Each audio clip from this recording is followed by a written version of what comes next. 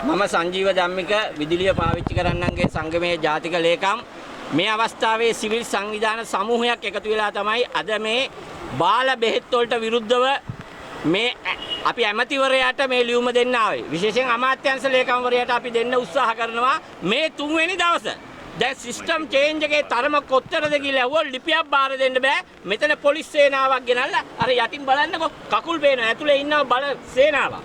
දැන් මේ ලිපියක් දීමේ අයිතියක් නැති කරලා තියෙනවා. ඒ නිසා එදා පඬුපුල් ආසනයේ රත්තුණු මේ ආණ්ඩුවට එදා කිව්වේ කවදද? කෙහෙලිය රඹුක් පැල්ලේ යටතේ සෞඛ්‍ය ඇමතිවරයා ඉන්නකොට දෙදෙනෙක් මරුණාම මේ අයට ඉන්න බැරුණා පාරට බැස්සා. දැන් අද 6 දෙනෙක් මැරිලත් මේගොල්ලන්ගේ පඬුපුල් ආසනයේ රත් වෙලා නැහැ. ඇයි එහෙම වෙන්නේ?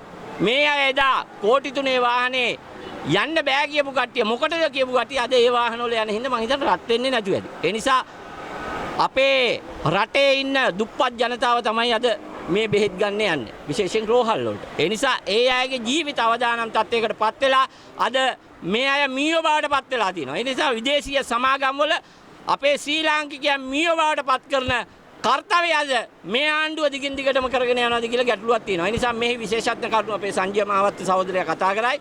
ඒ නිසා දිගින් දිගටම මේ ආණ්ඩුව මාධ්‍ය මර්ධනය කරනවා. ඒ වගේම අද බලන්න ලිපියක් බාර දෙන්නත් බෑ. එදා අපි ආවේ මහජන දිනේ දවසේ. එදා බාර දෙන්න දුන්නෙත් නෑ. ඒ නිසා අනිත් අයට අදහස් දක්වන්න දීලා මම නතර